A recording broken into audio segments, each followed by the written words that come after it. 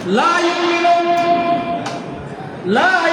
আহাদুকুম হাত্তা আকুনা আহাব্বা ইলাইহি লা ইউমিনু আহাদুকুম হাত্তা আকুনা।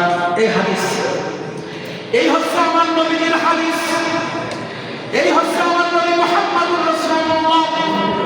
কে? এই হচ্ছে নবী মুহাম্মদুর রাসূলুল্লাহ। এই নবী মুহাম্মদুর রাসূলুল্লাহর কাছে আছে কোরআন, এই নবী মুহাম্মদুর রাসূলুল্লাহর কাছে আছে ইসলাম, এই নবী মুহাম্মদুর রাসূলুল্লাহর কাছে আছে আল্লাহ, এই নবী মুহাম্মদুর রাসূলুল্লাহর কাছে আছে জান্নাত, এই নবী মুহাম্মদুর রাসূলুল্লাহর কাছে আছে শরিয়ত, মারিফাত, তরিকাত, যা বলি সব কিছু নবী মুহাম্মদুর রাসূলুল্লাহর কাছে। কেন আমার নবীজি চ্যালেঞ্জ করে বললেন লা ইউমিনু আহাদুকুম, তোমরা কেউ কোনদিন মুমিন হতে পারবে না যতক্ষণ পর্যন্ত আমি নবী মুহাম্মদুর রাসূলুল্লাহকে পৃথিবীর সবথেকে বেশি মহব্বত না করবা, তোমরা ঈমানদার হতে পারবে না। এজন্য নবী মুহাম্মদুর রাসূলুল্লাহকে আমরা একটা সাইড করলাম। নবী মুহাম্মদুর রাসূলুল্লাহর কাছে আল্লাহ আছে, নবী মুহাম্মদুর রাসূলুল্লাহর কাছে কোরআন আছে, নবী মুহাম্মদুর রাসূলুল্লাহর কাছে ইসলাম আছে, নবী মুহাম্মদুর কাছে জান্নাত আছে, সব কিছু নবী মুহাম্মদুর রাসূলুল্লাহর কাছে। আর এটা হলো ইহদিনাস সিরাতাল, যেটা আমরা নামাজে পড়ি, এই ইহদিনাস সিরাতাল মুস্তাকিম, এটাই হচ্ছে একটাই পথ, যে পথে চললে আপনি ঈমানদার থাকতে পারবেন, মৃত্যুর পরে আপনি জান্নাতি হয়ে যাবেন। এই পাশে আছে শয়তান, কে আছে? শয়তান। এই পাশে শয়তান। এখন এই শয়তানের আপনার বাবা মা সন্তান স্ত্রী ব্যবসা চাকরি, আপনার নেতা, আপনার ব্যবসা চাকরি, এই সব কিছু রাসূলুল্লাহর পৃথিবীর জমিনে যা কিছু আছে, এরা সবাই যদি এই গণ্ডির মধ্যে আসে তাহলে আপনি তাদের সাথে থেকে ঈমান বজায় রাখতে পারবেন।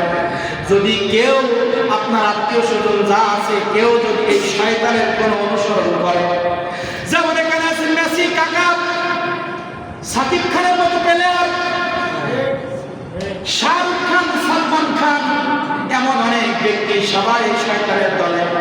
আর যারা বেনামাজি, যারা সুদ করে ঘুষ করে জেনা করে, যারা ইসলাম মানে না, নবীর মহব্বত করে না, তারা সবাই এখানে।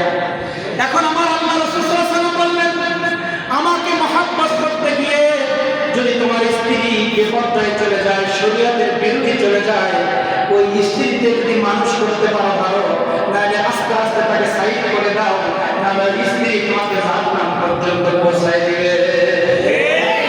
তুমি এমন একটি ব্যবসা করো, তোমার অজান্তে ফরমালিন দেওয়া লাগতেছে। তুমি এমন একটি ব্যবসা করো যেখানে তেল ভেজাল, ডাল ভেজাল। এখন তুমি দেখতেছো এই ভেজাল না দিলে ব্যবসা হয় না, কিন্তু তুমি তো জানো আমার কোরআন বলেছে, আমার নবী বলেছে ভেজাল দেওয়া যাবে না। এই ভেজালের সাথে থাকলে এই ব্যবসা আমাকে মৃত্যুর সময় জাহান্নামে পৌঁছায় দেবে। তাহলে এই ব্যবসা বাদ দিয়ে ইহদিনাস সিরাতাল মুস্তাকিম যে ব্যবসা বলে সেই ব্যবসা করতে হবে, তাহলে আপনি ঈমানদার। তাহলে এখানে আছেন পৃথিবীর মিনিস্টার, প্রাইম মিনিস্টার, মন্ত্রী, এমপি, চেয়ারম্যান, মেম্বার, বাবা মা, আত্মীয় স্বজন, ব্যবসা চাকরি, এরা যদি আমার নবীর মহব্বতের জায়গায় বাধা সৃষ্টি করে, এদেরকে তালাক দিয়ে এই কাতারে আসলে আপনি আমি ঈমানদার নাই। লা ইউমিনু, লা ইউমিনু। এই হাদিসটা বোঝার জন্য আমি এই কথাটা বললাম।